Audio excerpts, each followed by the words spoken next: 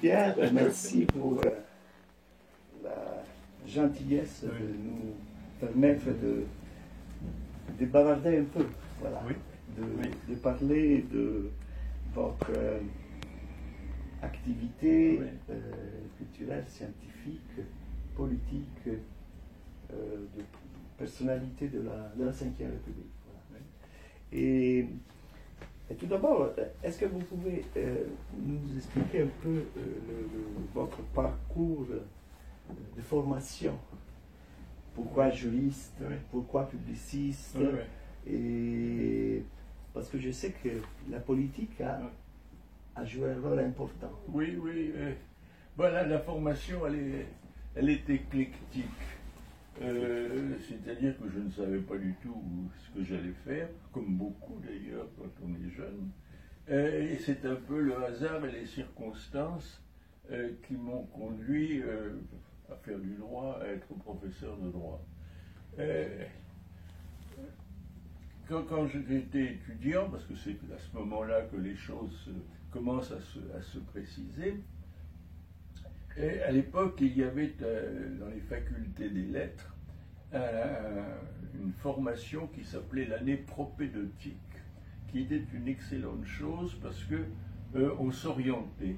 On allait voir les historiens, on allait voir la littérature, la philosophie, enfin, on se promenait pour essayer de voir ce qui vous convenait. Donc j'étais à Toulouse en propédeutique.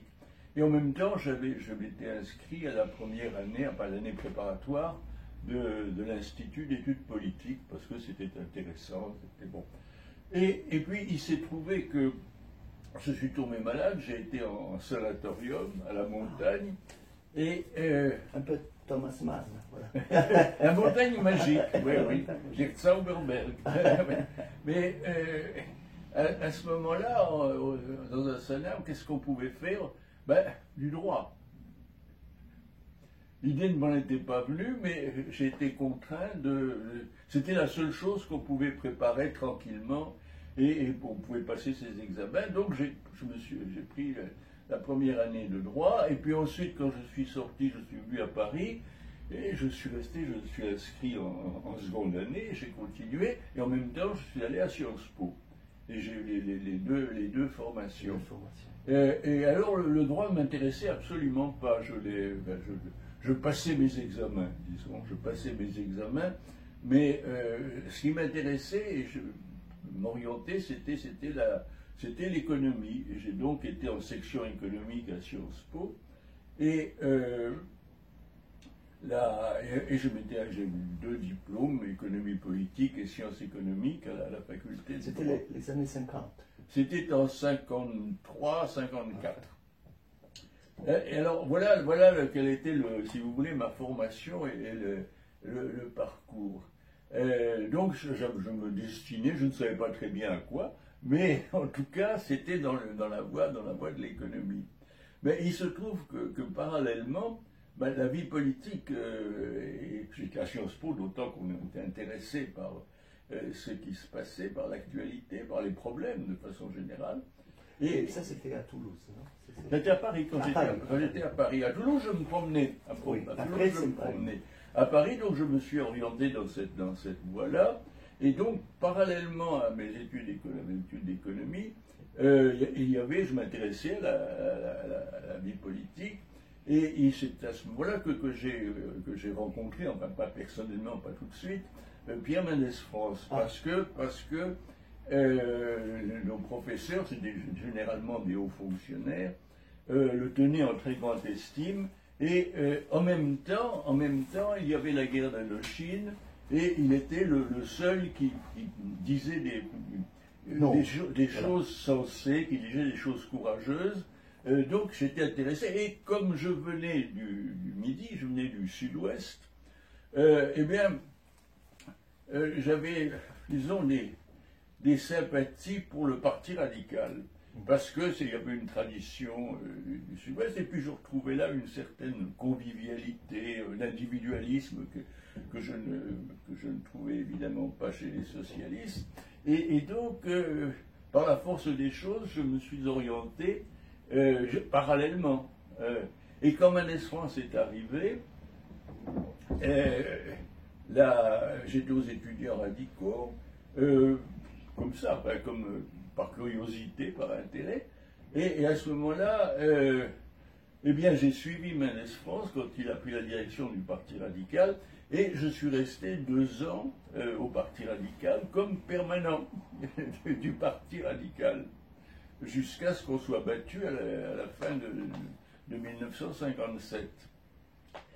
Donc, si vous voulez, il y a eu un embranchement auquel je n'avais pas pensé. Je n'avais pas du tout l'intention de faire une carrière politique, mais simplement, je voulais, enfin, comme beaucoup de gens de ma génération, on avait l'impression que Mendes France ouvrait une voie, répondait à ce que l'on attendait et qu'on voulait en être. J'allais dire, c'est comme En Marche avec Macron, un petit peu. Il y a un phénomène qui est analogue, si vous voulez, sauf que c'était beaucoup plus construit, beaucoup plus conscient, et, comment dirais-je, avec un programme beaucoup plus articulé, beaucoup plus précis. C'était un peu la grande tradition républicaine, oui, non? C'était la tradition républicaine, mais la modernisation. La modernisation. Il y avait les deux. Les deux. C'était la chose importante, enfin, qui m'a toujours paru, j'anticipe sur la question de l'histoire, qui m'a paru capitale, à savoir arriver à tenir les deux bouts de la chaîne, c'est-à-dire s'inscrire dans une tradition politique bien établie, avec des bases, et en même temps répondre aux besoins, aux problèmes de l'actualité. Et c'était la modernisation de la France qui était en pleine transformation à cette époque-là. Donc voilà comment je me trouve embarqué dans cette, avec Mendes France. Nous avons été battus au Parti radical, donc, tout à fait en décembre 57. Bon, 57, 58, arrive là, j'étais toujours avec Mendes France, et arrivent les événements que vous savez. L'Algérie. L'Algérie, la Ve République, et la première grande épreuve que nous affrontons, qui est le référendum sur la Constitution. Bon, j'ai participé pas mal à la campagne, je suis allé un peu partout en France, et à ce moment-là, j'ai découvert avec beaucoup de frustration que nous avions des réponses, nous avions des idées précises sur les problèmes essentiels, mais qu'il y avait un vide, une absence de réflexion, une absence d'idées concernant les institutions. Et c'était le problème, en 58, la Constitution. Et je me suis rendu compte que je n'avais pas d'idées, que je répétais les slogans comme tout le monde, bien sûr, pour faire une campagne, on répète les slogans. Mais que derrière ça, je ne maîtrisais pas, je n'avais pas une vue même des problèmes en général, problèmes politiques, constitutionnels en général. Et c'est pourquoi, quand la campagne s'est terminée, bon, on a été battu pour le nom, et j'avais fait part au professeur Roger Pinto, que je connaissais bien parce qu'il était un ami de Mendes France, et c'est comme ça que je l'avais connu. Je lui ai dit que je voulais, bon, puisqu'on était battu, j'allais retourner à mes chères études, comme on dit en pareil cas. Mais que j'étais tracassé par ces problèmes institutionnels que je ne maîtrisais pas et vis-à-vis desquels je me posais des questions. Et il m'a dit, faites une thèse, et tout simplement sur la Ve République. Je ne mesurais pas comment dirais-je, le côté un peu vertigineux de cette question, mais c'était les premières années de la cinquième. Donc j'ai fait une thèse que je l'ai faite assez rapidement parce que ça m'intéressait beaucoup, j'allais vite, et je l'ai soutenue au mois d'octobre 1962, c'est-à-dire dans un moment tout à fait dramatique et crucial, après la dissolution de l'Assemblée et avant le référendum qui décidait l'élection du président de la République au suffrage universel. C'était un bon moment. Voilà. Et alors donc, à ce moment-là, tout était remis, enfin, pas tout était remis en cause, mais il y avait des perspectives qui s'ouvraient. Et à ce moment-là, donc, il fallait que je gagne ma vie. Et je suis entré dans la presse, enfin, j'étais à la Société Générale de Presse, qui est un endroit que je connaissais, le patron qui était radical, enfin, qui m'avait pris avec lui, et j'y suis resté pendant 7 ans. J'y suis resté pendant 7 ans, avec ce qui m'a permis de mieux connaître, disons, les partis politiques, la vie politique, les congrès, les enfin, ça a été une formation complémentaire, en quelque sorte, des institutions. Mais à la fin, je m'ennuyais un peu. J'avais l'impression d'avoir fait le tour. On me dirait qu'en 68 plutôt, tout changé, mais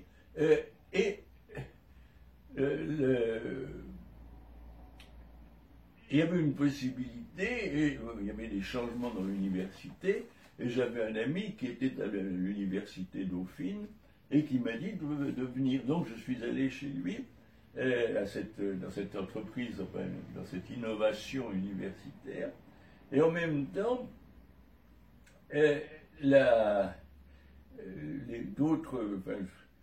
comme ma thèse avait eu un certain succès, elle a été publiée plusieurs fois, on m'avait dit, mais il faudrait préparer l'agrégation de droit, pourquoi pas? Alors ça m'embêtait épouvantablement, j'ai résisté tant que j'ai pu, j'ai eu d'ailleurs beaucoup de mal, mais finalement, puisque j'avais un pied dans l'université, c'était la voie qui se présentait à moi, donc je l'ai suivi. Je l'ai suivi durement parce que c'était quelque chose de. C'était, comment dire, une démarche, une formation, une discipline intellectuelle que je n'avais jamais pratiquée de cette manière-là. Et j'ai beaucoup souffert, mais finalement, je l'ai eu et je suis devenu professeur de droit par cet enchaînement de circonstances. Donc ça c'était 1972, c'est ça? Alors, et donc j'ai passé le concours en 72. 72, oui. très bien. Après avoir échoué, mais j'arrivais pas. Enfin, si vous voulez, il y a une espèce de, comment dirais-je, de camisole de force qu'on vous met sur la tête, et il faut penser d'une certaine manière, qui n'était absolument pas ma disposition naturelle. Puis j'ai eu 40 ans, j'avais 40 ans à ce moment-là, et c'est beaucoup plus difficile quand on a déjà une façon de voir les choses et une démarche intellectuelle où on se trouvait assez bien, de devoir s'imposer des contraintes, une discipline, une rigidité en quelque sorte dans la démarche, et un enfermement d'une certaine manière. Donc on est un peu formaté. Les concours, Exactement. Alors après coup, vous savez, c'est toujours pareil. Avant le concours, on dit que c'est affreux, que c'est tout bien. Une fois qu'on l'a, on dit c'est pas si mal. On dit c'est pas si mal. Faites-en autant, vous qui protestez, etc.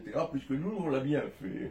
Là, c'était un peu la réaction. Et je pense en effet que c'est une épreuve qui est pénible, surtout, je dis, quand on a déjà une vie, une expérience intellectuelle, une façon de voir les choses, de se plier à cette gymnastique intellectuelle qui est quand même très contraignante. Donc, c'est la suite de ça, bon, je me suis retrouvé, et j'ai continué. Alors, à ce moment-là, j'ai continué, mais dans un autre registre, disons. Alors, parfait. Et, si je ne me trompe pas, vous avez été élu à Poitiers, c'est ça? Oui, alors j'ai d'abord été à Poitiers, j'étais chargé de cours. C'était une formule qui était très agréable parce que quand on était admissible à l'agrégation, on devenait chargé de cours, on avait la situation d'un professeur, sauf qu'on n'avait aucune garantie. On pouvait, du jour au lendemain, mais ça permettait de préparer tranquillement le concours suivant et de le passer. Et Alors j'ai été à Nanterre Et après, après, à Nanterre. et puis finalement je suis revenu à Paris. à, Parce que, Pa- oui. à Paris 2. À Paris 2. Et voilà, ça c'était déjà les années 80, je pense. Ben, je suis revenu à Nanterre, ça devait être en 77-78. Et puis de Nanterre, je suis venu à Paris, mais bon, pas 10 ans plus tard. 10 ans plus tard. Ah oui. Et vous avez eu aussi une expérience, je pense intéressante, auprès du Conseil supérieur de la magistrature. Oh, c'était 4 ans de stage, en quelque sorte, de formation, pour découvrir un autre monde, qui était... Mais ça prenait beaucoup de temps, parce que c'était évidemment très, très prenant. Mais bon, c'était une parenthèse. C'était d'une façon de découvrir quelque chose que j'ignorais, et que depuis je vois de nouveau avec une certaine distance, parce que c'est pas mon problème. Mais disons que j'en ai gardé des idées un peu plus précises sur les questions de la magistrature et de la justice. Sur le rapport entre la politique et la magistrature, j'imagine. Ben, c'est surtout ce que j'ai eu la confirmation de ce qu'on pressentait, de ce qui est d'ailleurs une banalité, du malaise qui existe depuis toujours entre le corps judiciaire et le monde politique. Les magistrats, on le voit encore maintenant, finalement, j'allais dire que ça n'a pas changé depuis le temps des parlements d'Ancien Régime. Ah oui. Les magistrats ont un ennemi, c'est l'État. Ah. Et ils veulent avoir une position, comment dirais-je, égale à celle de l'État. Ils réclament, il y a un corporatisme traditionnel qui invoque l'indépendance. Indépendants, ils le sont. On ne peut pas être plus indépendant qu'un juge. Il ne bouge que s'il a envie de bouger. Il ne change que s'il est candidat et qu'il accepte de changer. Donc il est maître. Mais l'indépendance, c'est beaucoup plus qu'une indépendance individuelle qui est réelle. Et puis après tout, être indépendant, c'est une question de caractère. On est indépendant, mais on ne l'est pas. L'indépendance, c'est une indépendance corporative. Corporative, oui. Alors, bon, ça j'ai eu la confirmation, si vous voulez, où j'ai précisé un peu ce que j'ignorais parce que je le voyais de loin. Peut-être je peux. Et donc, vous pensez que c'était encore un peu l'esprit de l'Ancien Régime? Ben, on a l'impression qu'il y a toujours cette revendication. Je vous dis, pour eux, l'adversaire, l'ennemi, c'est l'État. Et ça s'explique d'ailleurs historiquement assez bien, puisque depuis l'Ancien Régime, on les a maltraités. Tous les régimes les ont maltraités. Tous les régimes ont procédé d'ailleurs à des épurations. Et en plus, je crois que c'est Tocqueville, il me semble que c'est Tocqueville qui dit que les magistrats qui d'abord ont jugé au nom de l'Empire, puis après ça au nom du roi, et puis après ça au nom de la République, et à chaque fois ils devaient condamner les... Bon, bref, d'ailleurs oui. On a connu quelque chose qui a ressemblé un peu avec la période de Vichy. Oui. Il faut penser qu'ils ont tous prêté serment au maréchal Pétain, sauf un. Et bon, c'est comme c'est les vicissitudes. Évidemment, c'est un corps qui n'accepte pas d'être une variété particulière de fonctionnaires. Ce sont les agents de l'État, mais ils considèrent que c'est une sorte d'aristocratie qui est indépendante, c'est une mentalité d'Ancien Régime. Très bien. J'avais une question qui, vous avez déjà en grande partie répondu à propos de votre rapport entre le droit constitutionnel et la vie politique. Parce qu'en effet, en lisant vos études, la recherche que vous avez menée, on voit qu'il y a vraiment un mélange entre curiosité politique et recherche scientifique. Qu'est-ce que vous en pensez? Je vous dis, la généalogie, en quelque sorte, explique que j'ai abordé les institutions à partir de la politique, à partir d'une interrogation politique. Et que par conséquent, j'ai toujours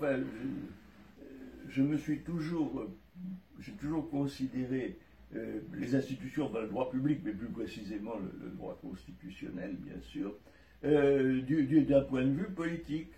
Ce qui me paraissait important, c'était le droit, c'est la mise en forme, c'est l'adaptation, c'est comment dirais-je, la régularisation, ou la régulation, comme on voudra, de la vie politique. Mais ce qui est premier pour moi, c'est la vie politique. Voilà. C'est le but. C'est la politique c'est l'activité, mais il se trouve que cette activité, heureusement d'ailleurs, se trouve ordonnée, et le droit me paraît au service de cet objectif. Si vous voulez, quand je retrouve, si vous voulez, l'inspiration des auteurs du XIXe siècle, à l'époque, le droit constitutionnel, on l'appelait le droit politique. Et lorsque ce droit se juridicise, lorsque ce droit constitutionnel, lorsqu'on envisage tout ça du point de vue du droit, on s'éloigne.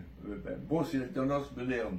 La tendance moderne, c'est la justice constitutionnelle, etc. Alors, tous les juristes sont ravis parce qu'on dit qu'il y a vraiment du droit, il y a un juge, il y a des décisions, il y a une jurisprudence. C'est rassurant. Ça leur donne la satisfaction. Moi, je parle pour ceux qui enseignent le droit constitutionnel. Ça leur donne la satisfaction de ne pas être traités par leurs collègues du droit administratif ou surtout du droit privé comme des espèces de journalistes amateurs alors ils ont vraiment du droit. Alors ça explique en grande partie, pas seulement, mais c'est une des raisons pour lesquelles, tout au moins dans l'ordre de l'enseignement, on voit un privilège, à mon avis abusif, accordé à la jurisprudence constitutionnelle, qui n'est qu'un secteur, un secteur capital, bien sûr, mais un secteur limité. Et la meilleure preuve, si vous voulez, de ce que je dis, c'est que lorsqu'on regarde toute l'histoire de la Ve République, à peu de choses près, vous enlevez le Conseil constitutionnel, ça ne change rien. Ah. Ça a changé une chose, ça a été la capitale, si vous voulez, du point de vue parlementaire, et c'est que ça a contraint le Parlement à respecter strictement les dispositions constitutionnelles, ce qui n'avait jamais été le cas auparavant. De ce point de vue-là, mais ça remonte aux décisions du Conseil en 1959, tout de suite, il a orienté l'évolution du parlementaire dans un sens qui n'était pas prévisible.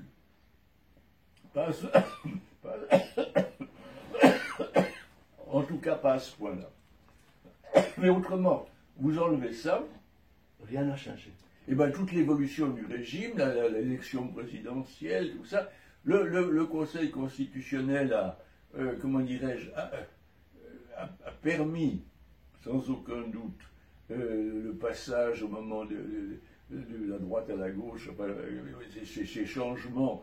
Il a permis que ça se passe plus paisiblement d'une certaine manière. Il a limité, dans une certaine mesure, les bouleversements, mais à mon avis, c'est marginal. Maintenant, Une question à propos du rapport entre le droit et l'histoire. Parce qu'en effet, j'ai vu que dans vos recherches, l'histoire est toujours présente. Peut-être on pourrait dire qu'il n'y a pas de droit constitutionnel sans histoire. Oui, évidemment. Et est-ce que vous pensez que l'histoire peut nous apprendre quelque chose? L'histoire magistra vitae, non? Est-ce qu'elle nous apprend quelque chose? Je crois, si vous voulez, pour expliquer, voilà, pour préciser le point. J'étais inscrit, à l'époque, mon concours, c'était le dernier, était un concours de droit public et sciences politiques. Et donc, moi, j'avais pris la section sciences politiques parce que ça m'intéressait davantage. Ce qui n'était pas une très bonne idée, mais parce que j'avais peur de faire du droit administratif. Donc, j'avais dit, le sciences politiques, ça, je suis tranquille, on ne me collera pas un cours de droit administratif. Et donc j'étais dans le courant général de la science politique, et il est arrivé un moment où je me suis rendu compte que, à propos de la Ve République, justement, que les analyses de la science politique, les analyses en termes de parti, de majorité, de mécanismes institutionnels, qui étaient très éclairants, très intéressants, mais qu'il passait peut-être à côté de ce qui était essentiel, qui était le plus intéressant, à savoir que finalement on ne comprenait rien à la Ve République si on ne remontait pas jusqu'au début de l'histoire républicaine en France, mais même un peu au-delà, parce que finalement les problèmes qui se posaient à la Ve République en 1958, c'était des problèmes qui apparaissaient et qui se manifestaient tout au long du XIXe siècle et jusqu'en 1958. En ce qui concerne la conception du Parlement, de la représentation, et c'est à ce moment-là que j'ai trouvé que bien sûr l'approche de la science politique était indispensable pour comprendre comment ça se passait, mais qu'en même temps, il manquait une profondeur de champ à la réflexion, et qu'on voyait comme des phénomènes très actuels, très immédiats, des choses qui étaient déjà là il y a 50 ans, il y a 60 ans, et qui étaient toujours les mêmes. C'était les mêmes problèmes. Et ce n'étaient pas des problèmes de technique constitutionnelle, c'était des problèmes fondamentaux, des problèmes de conception, des problèmes conceptuels, concernant l'existence de l'exécutif, par exemple. Bon. L'exécutif, il n'a jamais été pensé dans notre histoire constitutionnelle. C'est un truc noir, c'est une boîte noire. Etc. Donc, de ce point de vue-là, disons, assez tôt, au bout d'un certain temps, je me suis rendu compte que la théorie constitutionnelle, vue d'un point de vue historique, était absolument fondamentale pour penser les questions actuelles, peut-être pas nécessairement dans un point de vue pratique, mais du point de vue d'une compréhension réelle de ce que ça signifiait. Ça ne remplaçait pas les aspects techniques, les aspects tout à fait contemporains, mais ça permettait de les ramener à de justes proportions, d'abord, ce qui est très important, il y a une question d'échelle, si vous voulez. Il y a une question d'échelle, et que l'histoire, je ne dirais pas une connaissance très approfondie, mais enfin, néanmoins, une certaine familiarité avec l'histoire révèle que, finalement, et c'est ce qui me frappait le plus, c'est qu'on se posait exactement les mêmes questions, on se heurtait aux mêmes difficultés, et on avait les mêmes échecs tout au long du XIXe siècle. Alors, ce qui m'a beaucoup conduit ce qui m'a incité pas mal dans cette voie, c'est que je me suis intéressé au droit parlementaire, et que du même coup, par définition, le droit parlementaire est quelque chose qui remonte au début. Je veux dire, pour comprendre le droit parlementaire d'une certaine manière, il faut remonter à l'Assemblée constituante de 1789, à Mirabeau, aux problèmes d'organisation, et qui se sont posés constamment, et avec, si vous voulez, c'est les mêmes problématiques qu'on trouve, et qui n'ont finalement pas tellement changé. Alors, donc, ça a été une incitation supplémentaire, si vous voulez. D'une part, la situation de la Ve République dans l'histoire constitutionnelle française, et d'autre part, et plus précisément, le cas particulier, plus technique, si vous voulez, du droit parlementaire. Et notamment l'exécutif, c'est un grand problème en France, non? Parce que il y a le bonapartisme. Oui, bien sûr, mais précisément, c'est comment dirais-je, sur le plan, au niveau conceptuel, ce que les Anglais ont fait, ce que d'autres ont fait, enfin, cette jonction entre la représentation et l'action, entre la législation et l'autorité, l'autorité et le gouvernement, tout simplement, a toujours eu beaucoup de mal à opérer, encore maintenant d'ailleurs, on le voit. Encore maintenant.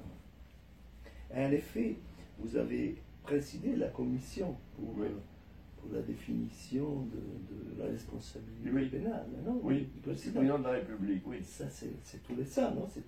Mais c'était en 2001, oui. 2001, 2002, voilà. 2002. Donc, 2002, oui. Ça veut dire que c'est un problème permanent, peut-être. Ben, oui, parce que là, il faut dire que ça a été, c'était un problème aussi assez, j'allais dire, un peu de fait divers, parce que toujours dans le sens du droit, la juridicisation de la vie publique, il y a eu quelques petits malins qui ont compris qu'on pouvait, j'allais dire, emmerder le président de la République en soulevant des questions devant les juges, que les juges étaient ravis. Oui, les juges étaient ravis qu'on les saisisse parce que ça leur donnait une notoriété, qu'ils pouvaient. Et à ce moment-là, à la fin des fins, tout ça s'arrêtait parce que c'était absurde, ça n'avait pas de sens. Mais néanmoins, ça créait une sorte d'inquiétude, de malaise général, et donc il fallait, c'est quand même, je dis Chirac, puisque Chirac a été le premier qui a été, j'allais dire, victime de cette ardeur contentieuse comme substitut à l'action politique. Chirac avait promis de modifier, de trouver une solution, parce que la Constitution, elle ne disait rien. Elle était destinée à un président de la République, modèle 3e ou 4e République, c'est-à-dire quelqu'un dont la responsabilité était quelque chose de parfaitement, qui n'intéressait personne. Et bon, on avait transmis de génération en génération, depuis la monarchie d'ailleurs, l'idée que, bon, il fallait quand même qu'on puisse, en cas de haute trahison, mais tout ça c'était parfaitement anachronique. Donc il fallait modifier, et ça a été la tâche de la Constitution. De la commission. De la commission, oui. Voilà, parfait. Je pense que J'ajoute un mot parce que c'est un point important. qui n'a pas été, qui a été suivi dans le cas précis, mais qui n'a pas inspiré davantage, c'est que notre souci continuel, je pense en particulier à Guy Carcassonne, mais nous étions tout à fait d'accord là-dessus, c'était justement de ne pas mélanger dans ces questions de responsabilité la responsabilité politique et la responsabilité pénale. De ne pas mélanger le droit à la politique et donc de ne plus appeler la haute cour de justice, parce que ce n'est pas la justice au sens ordinaire du terme, c'est une décision politique qui est prise qu'il ne faut pas prendre pour une décision judiciaire. Et donc on avait beaucoup insisté sur ce point, parce que cette confusion continuelle nous paraissait extrêmement nocive pour la vie publique. C'est un peu la tradition anglaise, américaine. Oui, l'impeachment est mélangé. Là, on voulait que ce soit complètement séparé. On juge politiquement qu'il ne peut pas rester, donc chacun prend ses responsabilités. Et ses responsabilités devant le suffrage universel, puisque s'il est destitué, il peut se représenter, s'il considère qu'il a été destitué à tort. Alors évidemment, ça a paru quelque chose de sacrilège, d'affreux, enfin, mais comme Chirac avait dit qu'il s'était engagé à présenter les conclusions de la commission telles quelles, bon, et c'est passé, péniblement, mais c'est passé. Très bien. Alors, je pense que peut-être votre recherche, de votre activité en droit constitutionnel, la théorie des conventions de la Constitution est peut-être l'aspect le plus connu. Oui. Et vous êtes toujours cité, et on utilise beaucoup cette formule. Et ça veut dire que vous avez souligné plusieurs fois que la Constitution n'est pas simplement le texte constitutionnel, mais il y a toute une série. J'étais pas le premier. Non. Il me semble que c'est Mortati. Mortati, oui, la Constitution matérielle, il a parlé de ça, mais en effet c'était la tradition anglaise, on disait. Mais vous avez souligné ça, en disant qu'il y a d'un côté la jurisprudence du Conseil constitutionnel, etc., et de l'autre côté, il y a les conventions. Qu'est-ce que vous en pensez à propos de la réalité d'aujourd'hui, à propos de ces conventions? Alors, voyons, je dirais deux choses. La première, c'est que l'écart entre le texte de la Constitution et la pratique à laquelle nous assistons, cet écart ne peut s'expliquer que par l'existence d'une convention. Je pense que ce que je considère comme la convention majeure, celle qu'a imposée De Gaulle et que tout le monde a suivi ensuite et que l'élection présidentielle a ratifié et consacré, c'est que le Premier ministre se considère comme responsable devant le président de la République. Donc, du même coup, toutes les conséquences qui en résultent, c'est pas le gouvernement, le gouvernement se considère comme l'agent du président de la République, etc., etc. Donc ça c'est complètement différent du... J'avais fait un machin que je vous passerai à ce propos, sur ce thème-là. Alors, on ne se souvient même plus que c'est une convention. On considère que c'est la Constitution. C'est-à-dire que les gens ne vont même pas regarder ce que dit la Constitution, où ils la lisent avec dans la tête une vision qui ne correspond pas au texte. Donc il y a une convention, ça a marqué, et de manière, je dirais, irrésistible et permanente. Donc c'est un succès, si vous voulez, dans la mesure pour la notion, si on veut justifier, disons, non pas juridiquement, mais quand même d'un point de vue normatif, si on veut justifier ce qui se passe, autrement on dit on est dans l'illégalité depuis 1959. il y a certains professeurs qui continuent à dire ah, tout ça, oui, d'accord, sauf qu'il y a une convention qui fait que tout le monde admet avec le suffrage universel, donc politiquement c'est légitime, même si juridiquement ça soulève des difficultés. Donc ça c'est pour le passé. Alors pour le présent, je pense à le spectacle, si vous voulez, de la vie publique depuis déjà un certain temps. Même je crois que ça a commencé avec l'alternance droite-gauche en 81, avec l'arrivée des socialistes, c'est que l'idée de convention repose sur l'acceptation par les uns et par les autres d'un certain nombre, pas d'une certaine interprétation, d'une certaine application qui n'est pas la seule et qui est révocable. Mais ça suppose par conséquent je vais dire une certaine. Les Anglais parlent de moralité politique. Et je pense en effet que c'est le point. Ça suppose une moralité politique, c'est-à-dire qu'on ne fait pas n'importe quoi, il y a des limites. Il y a des limites et que ces limites, c'est un accord et c'est les intérêts de tout le monde. Or, à l'époque actuelle, justement, et en partie à cause des alternances successives, qui ont été des alternances comment dirais-je, d'affrontement, et c'est toujours un affrontement, mais là d'un affrontement avec l'idée que ceux qui n'étaient pas vraiment légitimes, que c'était ceux qui étaient battus, qui étaient les vrais représentants. Le résultat, ça a été un climat de méfiance,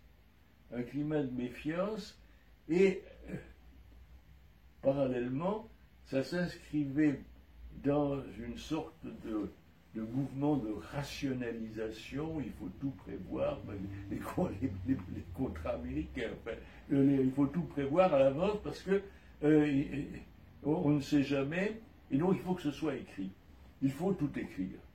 Et du même coup, ça réduit très largement un mode de règlement qui serait peut-être plus approprié pour des problèmes politiques que l'inscription de règles rigides qui posent des problèmes quand les circonstances changent. C'est un fair play. Hein, c'est un fair play, oui. Et en même temps, l'idée qu'il y a un intérêt commun. Et précisément dans ce climat de méfiance où nous sommes, l'idée de l'intérêt commun est quelque chose qui... mais, si vous voulez, si vous regardez ce qui se passe au Parlement, à l'Assemblée nationale aujourd'hui, vous avez l'impression que tout est évacué, qu'on repart sur une table rase, qu'on ne veut absolument pas savoir ce qu'il y avait. Et du même coup, évidemment, on bouscule les règles, y compris des règles qui étaient pas toujours écrites, mais qui étaient respectées. Et est-ce que, dans cette question des conventions, c'est un mode de règlement qui serait particulièrement approprié en ce qui concerne justement les relations politiques entre majorité et opposition, parce que ce sont des choses qu'il est très difficile de dire qu'ils auront droit à tant d'heures, etc. Bon, c'est vrai, mais tout ça est très mécanique et très formel. En réalité, ce qui est important, c'est que chacun puisse s'exprimer dans des conditions satisfaisantes, qu'il n'ait pas l'impression d'être pris, et qu'il n'impose pas que celui qui je dis, le statut de l'opposition, c'est une manière une inégalité impose qui ne correspond pas au rapport de force, mais on leur donne quelque chose, une discrimination positive. Et du même coup, lorsqu'on fait valoir cette discrimination positive à certaines circonstances, ça apparaît comme pas un abus de droit, mais quelque chose qui ne correspond pas à la réalité des relations. On dit on a droit à tant d'heures. Et alors, l'exemple typique, si vous voulez, c'était de dire on va permettre à l'opposition de déposer des propositions de loi, de discuter des propositions de loi, puisqu'ils se plaignent toujours. Bon, alors on dit on réserve une séance, 2 séances ou une journée en fait avec l'opposition, donc l'opposition est libre de faire. Elle est libre, les autres ne viennent plus. Parce que ils savent très bien qu'au bout ils voteront contre et que tout ça c'est là et qu'ils perdent leur temps à écouter les discours de l'opposition. Donc il y a là-dedans, on voit que comment dirais-je, la manière de traiter les problèmes n'est pas purement réglementaire, que c'est un rapport de bonne foi. Et que précisément nous ne sommes pas dans une situation où la bonne foi règne. Mais quand même, il faut dire que la France, avec les cohabitations, a montré un certain fair play, non? Si je ne me trompe pas.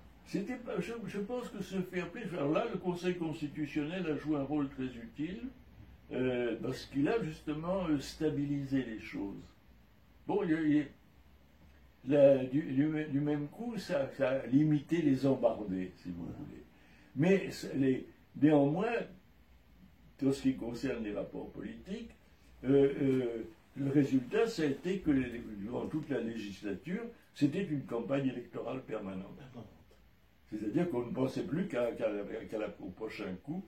Et donc, les relations entre la majorité et l'opposition n'ont pas du tout été apaisés, comme tout le monde le disait, quand il y a des alternances, ça fait que chacun sait qu'il peut être dans... Non, pas du tout. Ça a été au contraire des relations qui ont été toujours extrêmement tendues et hostiles, avec des exceptions, bien sûr. Mais néanmoins, le climat général était celui-là. Alors, j'ai une question à propos ce qu'on appelle le positivisme juridique. Oui. Cette grande querelle, droit naturel, droit positif. Et la France est un peu la patrie du positivisme. Et qu'est-ce que vous en pensez aujourd'hui? Cette querelle a encore un sens ou c'est terminé? Oui, elle a un sens. Ce n'est pas explicite. Ce n'est pas un débat conceptuel, parce que je crois qu'il est clos. Un peu caché. Oui. Mais c'est dans les arrière-pensées et la manière d'aborder les choses. Et alors là, justement, on rebondit sur la question du contrôle de constitutionnalité et les perspectives que ce contrôle a ouvertes par rapport, disons, au contentieux habituel, enfin au contentieux de la légalité. Parce que il y a dans la Constitution, parce que c'est de sa nature, des principes, des dispositions générales, toute une série de notions ou de termes dont l'impact positif reste indéterminé. C'est vrai qu'il y a toujours une part d'interprétation, que ça, nous savons que c'est une question de volonté, pas seulement d'intelligence, et de compréhension, et que le juge choisit, etc. Mais là, l'ouverture du choix est beaucoup plus large, de sorte que il y a une place pour, je dirais, non pas une vision juste naturaliste, mais pour un écho du juste naturalisme, un écho d'un droit qui ne serait pas, qui serait au-delà et supérieur et plus profond et, que le droit écrit, qui n'est pas, bien sûr ce n'est pas une manière de les opposer, mais parce que c'est pas possible, on ne peut pas opposer au droit positif quelque chose à des dispositions formelles de droit positif au nom de la justice, on ne peut pas aller directement contre. Mais on peut contourner, on peut biaiser, on peut modifier les perspectives en faveur pour une certaine vision qui n'est pas juste naturaliste à proprement parler, mais qui est méta-juridique, qui est au-delà du droit positif et de la tradition et de la logique du système juridique, qui fait appel à des exigences qui ne sont pas, qui n'entrent pas exactement dans le cadre du droit, qui le débordent et qui l'infléchissent. Alors, c'est plus ou moins vrai. Dans le cas français, c'est assez limité parce que, pour deux raisons, une raison, j'allais dire, de politique jurisprudentielle, c'est que l'idée de soumettre la loi à un contrôle extérieur de quelqu'un, le législateur, est une idée qu'en France qui a été repoussée pas très violemment et pendant très longtemps, et que par conséquent elle ne s'est acclimatée qu'avec une certaine lenteur et avec beaucoup de précautions. Alors ça, il y a les précautions qui sont prises. Et puis, comment dirais-je, d'autre part, il y a, alors je dirais d'un point de vue purement technique, vous avez le fait d'une tradition alors de technique rédactionnelle qui est celle du Conseil d'État mais qui s'est transmise au Conseil constitutionnel, et qui n'est pas de dissertation, une argumentation limitée, stricte, avec brève et au besoin un petit peu allusive, qui appelle, mais d'abord on tranche avec ce côté-là. Alors l'un et l'autre font que le cadre positif est plus contraignant peut-être que dans d'autres pays où le juge constitutionnel développe des considérations très générales, enfin fait une espèce de comment dirais-je, ce livre une espèce de réflexion et de dissertation sur la question qui lui est posée, ce que s'interdit le Conseil constitutionnel. Et d'ailleurs, c'est très significatif, et d'une certaine manière, nous retrouvons la question du juste naturalisme, de cet écho du juste naturalisme. Un certain nombre de mes collègues, qui ont une forte influence, qui ont été très marqués par l'influence de la doctrine allemande, et qui continuent à avoir des relations, considèrent que, avec beaucoup de condescendance, le Conseil constitutionnel, en disant que tout ça, il ne développe pas, il n'explique pas, il ne nous dit pas, par rapport au débat qu'il y a eu sur la séparation des pouvoirs, enfin le pouvoir judiciaire, enfin l'autorité judiciaire, là, on n'a pas une doctrine de la séparation des pouvoirs. Dieu merci, non. Car cette doctrine, elle serait forcément inspirée par des considérations qui vont bien au-delà du droit positif, et que par conséquent, ça voudrait dire que on tire d'un simple texte qui est l'article 16 de la Déclaration des droits de l'homme sur la séparation des pouvoirs, on en tire toute une série de conséquences générales sur la vision de ce que c'est que la séparation, etc. Alors que là, c'est purement historique, c'est purement la séparation en France, ça a été ça, ça et ça. et pas autre chose, et par conséquent on s'en tient à cet aspect de la séparation, sans introduire comment dirais-je, de commentaires ou de dissertations sur la portée, le sens, etc. Vous voyez, la séparation des pouvoirs, elle nous dit ça de notre histoire, de notre droit, c'est comme ça. Et puis, qu'est-ce que c'est que la séparation? Ça, c'est une autre histoire. On n'a pas disserté là-dessus. Donc là, il y a une réaction très forte du positivisme, mais en même temps, il y a constamment une insatisfaction. On voudrait plus de philosophie, en quelque sorte, dans le droit. Et je pense aussi que les problèmes religieux nous posent des réflexions, nous poussent à réfléchir à propos du justnaturalisme. Oui, mais là c'est plutôt la religion des droits de l'homme. Voilà. C'est une autre religion. C'est la religion de ceux qui n'ont pas de religion. Elle disait je ne sais plus qui. C'est la religion actuelle des droits de l'homme. Et alors là, évidemment, à travers là vous avez la veine qui relie le canal qui relie au justnaturalisme, et au justnaturalisme traditionnel en quelque sorte, vous avez la religion des droits de l'homme qui pèse, qui infléchit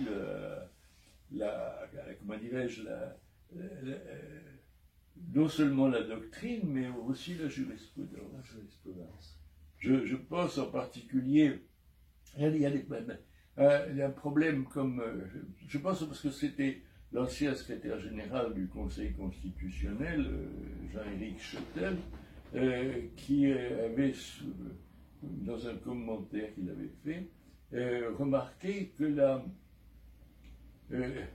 il ne parlait pas de gouvernement des juges, mais il disait que les juges imposaient une certaine vision qui fermait des portes, c'est-à-dire qui ne rendait pas possible. Et en particulier, il citait comme exemple, et ça vient d'ailleurs du Conseil d'État, ça avait été repris par le Conseil constitutionnel, en matière de regroupement familial. Au nom des droits de l'homme, on a posé le principe que les gens ne pouvaient pas. Très bien. Mais ça peut poser des problèmes. Et si on veut limiter, ou si on veut contrôler, immédiatement on se heurte à ce principe, qui est un principe alors général, le droit à une vie familiale, etc. etc. Et donc, le Conseil censurerait s'il y avait même si c'était,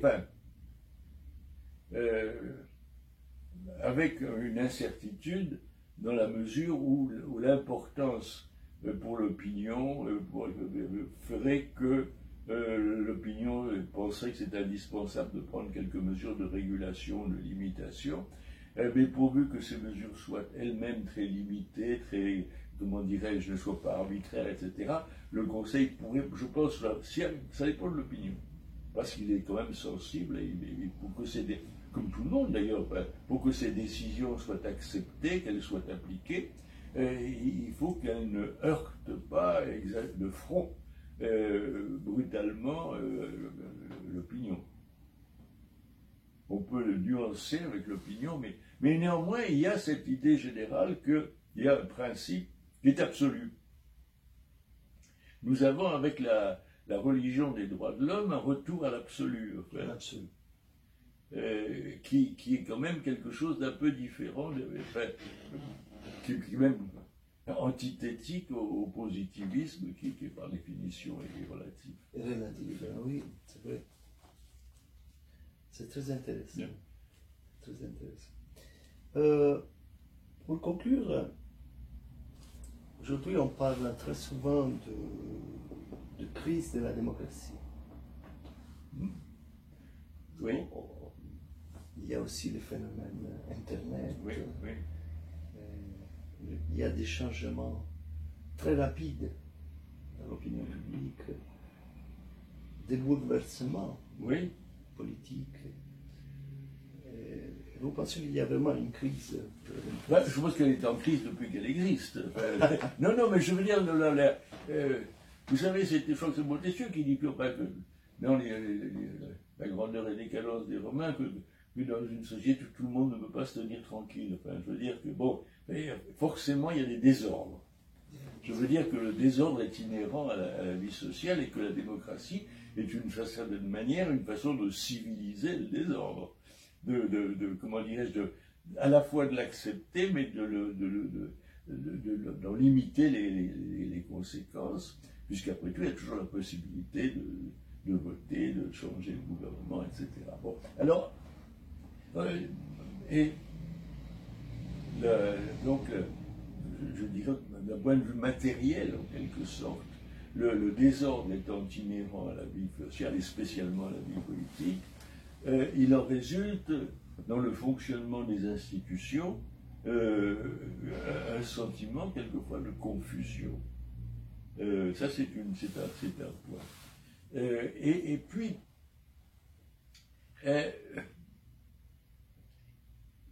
il y a cette confusion, je dirais, et c'est le second aspect, est d'autant plus mal reçue ou perçue comme un facteur de crise que le désordre ou l'impuissance apparente, visible, sont confrontés à un idéal. Et que, évidemment, on est très loin de l'idéal. Et donc, il y a toute une série d'aménagements, de compromis qui font que le régime existant par rapport à l'idéal, tout régime existant par rapport à l'idéal, est nécessairement quelque chose de décevant, de critiquable, et qui est, disons, potentiellement en crise. Potentiellement en crise. Alors, on peut dire que la crise fait partie de la normalité. Oui, exactement. Si vous voulez, le centre de cette crise permanente, inhérente à la crise, c'est la notion de représentation.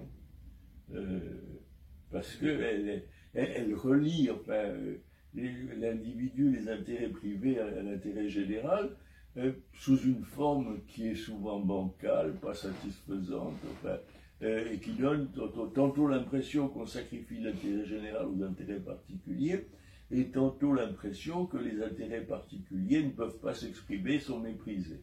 Alors, il y a que ça, c'est une crise qui est, je crois, inhérente à la représentation elle-même. Mais ce qui caractérise la perception de la crise ou le sentiment de la crise, c'est quand la situation générale va mal, quand il y a du chômage, quand il y a toutes sortes des problèmes pour une société, mais pour la société présente, c'est essentiellement les problèmes économiques. Le contraste entre ce que l'on subit et un régime dont le principe est la volonté, la volonté n'existe plus, on donne l'impression d'être paralysé. Et alors là, il y a probablement, je pense, un facteur qui est propre, spécifique à l'époque que nous connaissons, depuis d'ailleurs, disons depuis, qui a commencé avec le choc pétrolier dans les années 70 et qui s'est traduit par le triomphe du néolibéralisme. C'est-à-dire que désormais, il est admis comme une évidence, comme une fatalité, que le marché est le seul régulateur. Donc plus de régulation politique possible, sinon vraiment à la marge. Et je pense que la conscience de cette impuissance que l'Europe a beaucoup multipliée par son ouverture, par l'absence de réaction, l'incapacité à faire face aux défis ou aux concurrences extérieures, ce sentiment donc d'impuissance comment dirais-je, atteint particulièrement enfin, l'idée de démocratie, mais sa force, c'est qu'il n'y a pas d'alternative. Oui. Car les alternatives antérieures ont été déjà dévalorisées, déconsidérées une fois pour toutes. Ça, c'était l'histoire du XXe siècle. Expérimentées.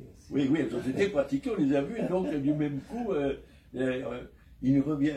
C'est pour ça que, moi ça m'amuse, enfin, j'ai toujours été trouvé ridicule la peur que l'on avait du Front National, parce que il n'y a pas de commune mesure entre le Front National et ce que le fascisme. Enfin, je veux dire, c'est pas, il n'y a aucune place, et lui-même, ce sont des gens qui sont, qui étaient souvent les gens de gauche ou qui ont été déçus à cause de la crise, etc. Mais c'est pas du tout. C'est un phénomène très fâcheux, très préoccupant, tout ce qu'on voudra. C'est pas une menace. Les gens qui disent, s'ils gagnent, nous allons partir, nous allons quitter la France. Voyez. Non, mais je veux dire, il y a une stupidité politique aussi qui fait partie de la crise.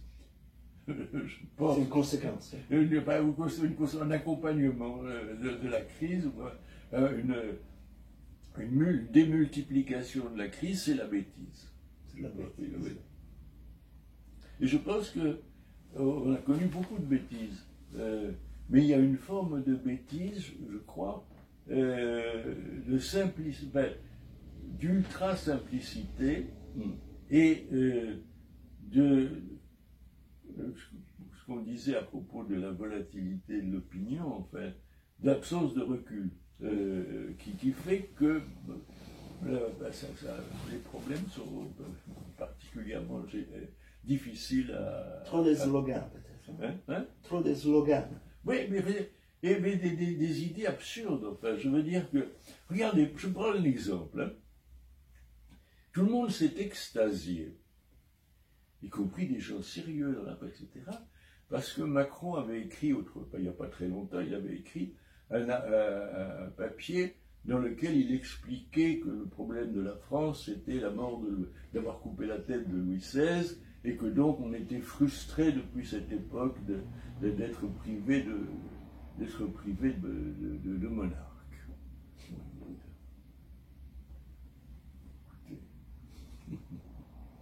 Écoutez. C'était Louis XVI. Non, c'est une psychanalyse vraiment à 3 sous. Enfin, non, moi j'étais, quand j'ai vu ça, oui, c'était, en effet, il a découvert quelque chose. Bon, je veux dire, mais ça c'est une forme de bêtise spécifique. Comment dirais-je, là c'est l'histoire, hein, c'est l'absence de champ, on parle tout le temps de mémoire, mais c'est une mémoire complètement fabriquée. C'est la perte du père, c'est ça, non? Oui, c'est tout ça.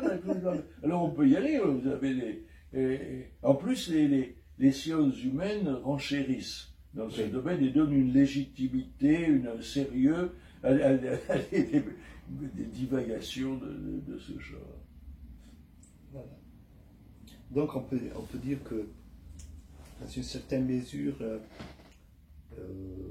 la crise fait partie du jeu démocratique, c'est ça? Oui, en tout cas, l'insatisfaction est inhérente à la démocratie. Est inhérente. Parce que par définition, c'est que l'action humaine est limitée, etc. Bon, tout ça est évident. Et simplement, il y a à la fois des situations, comment dirais-je, des conjonctures pénibles où c'est plus ressenti qu'à d'autres, et puis il y a également des changements non pas conjoncturels mais structurels comme ceux que nous connaissons, qui soulèvent en effet parce que si vous voulez l'illustration c'est l'effondrement du socialisme ordinaire, démocratique ordinaire, parce qu'il n'a rien à dire. À partir du moment où le marché est le régulateur, le seul régulateur, bon, qu'est-ce qu'on fait? On ment parce qu'on fait le contraire de ce qu'on dit. puis ça finit par se savoir. On continue à parler comme si on avait la possibilité de faire des tas de choses, et en réalité, lorsqu'on est au pouvoir, ben on est comme les copains, on fait la même chose. Et donc l'opinion, ben les gens ont fini par se rendre compte de cette imposture, mais une imposture, j'allais dire qu'elle est presque, qu'on l'excuse parce qu'elle est inévitable, parce qu'ils n'ont rien à dire, ils ne peuvent rien dire. Ou on accepte le moment, on ne peut pas refaire l'Albanie ou la Corée du Nord, ben, je veux dire, on peut pas, ben, c'est pas possible. À partir du moment où on est embarqué comme tout le monde, ben, il faut accepter ces conditions. Et si on les accepte, ben, je veux dire, il y a eu un cercle vicieux. Et que, ben, pour crise, c'est bien celle du mouvement socialiste, c'est précisément une espèce de, comment dirais-je, de grossissement ou de caricature d'une crise plus générale touchant la démocratie. Parfait. Voilà. Mais il n'y a pas de conclusion. Hein. Pas de conclusion, jamais. Jamais. Toujours les choses sont provisoires. Oui, mais bien sûr. Merci encore.